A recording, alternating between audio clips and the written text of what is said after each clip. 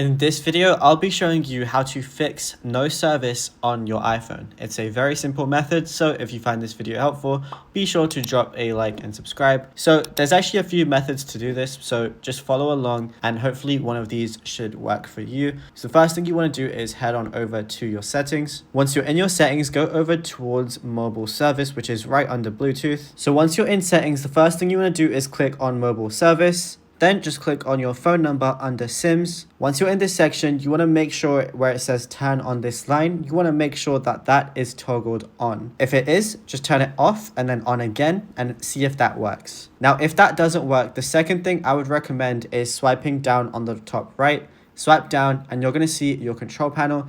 Then I would suggest going on to airplane mode, which is going to disable, your data, your internet, all of that stuff.